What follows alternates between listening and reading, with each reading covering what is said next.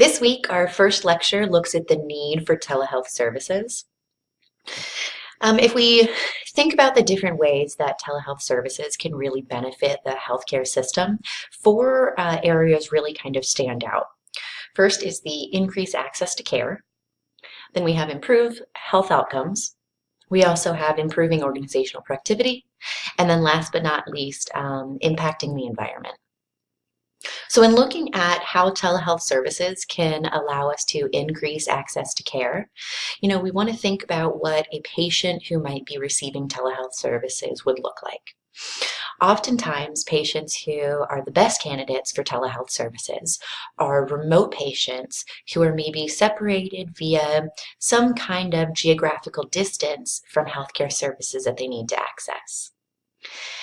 In addition to patients who might be challenged in terms of distance in reaching healthcare services, we also want to think about patients who may just have more difficulty leaving their home.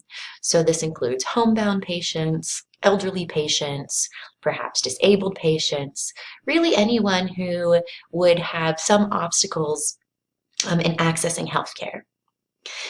For these remote and maybe homebound patients, they're able to more easily and readily obtain clinical services that really truly they may not be able to access otherwise. If we look at then increased access to care in terms of what hospitals and maybe emergency rooms are able to do then. Right now, our emergency rooms and our hospitals are really, really heavily burdened by people coming in who have issues, but maybe issues that aren't really necessarily issues that don't necessarily need to be treated by emergency rooms. It's a big issue having people come in who are, indigent or don't have insurance, that they would maybe be able to see an outpatient provider.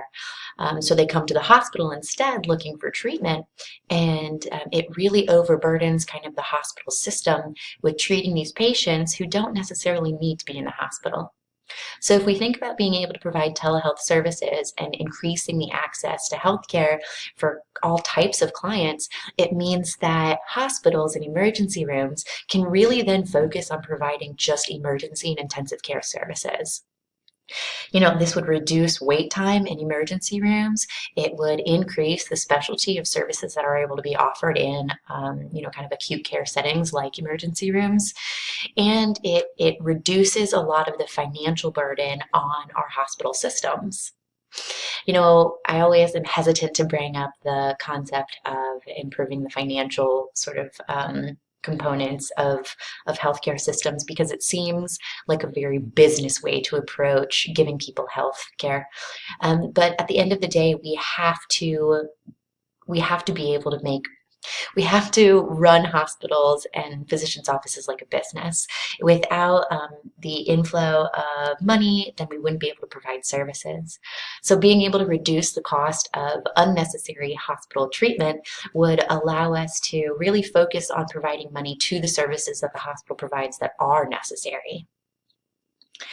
Kind of the third point then under the idea of increasing access to care is this idea of having a lot of shortages in certain professions. So right now in the United States, we have a nursing shortage. There are not enough nurses employed in hospitals, in offices, in outpatient units that to meet the needs of our healthcare system.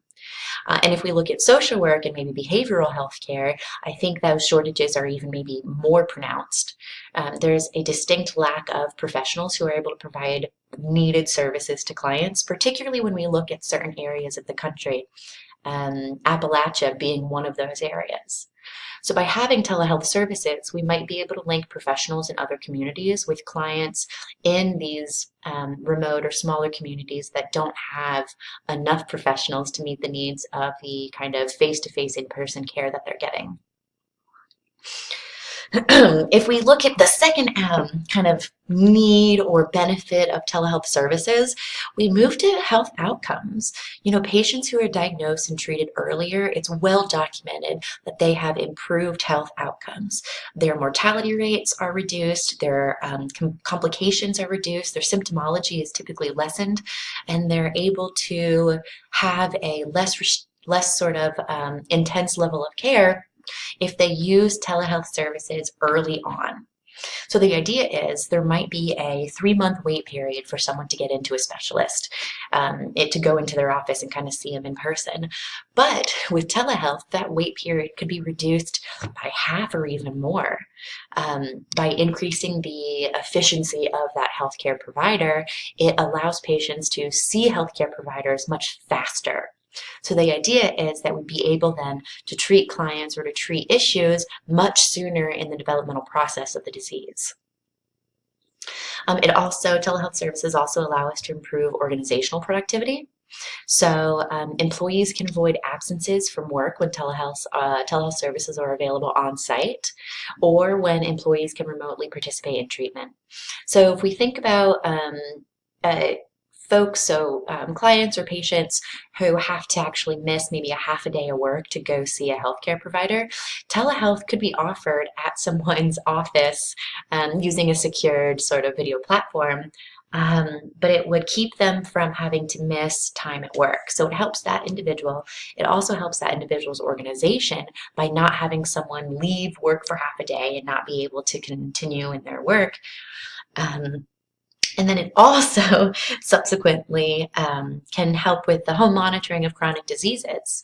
So kind of going back up to the health outcomes statement, if we're monitoring these things at home or via kind of telehealth services, then we're really helping individuals be as healthy as they possibly can and working as effectively as they possibly can.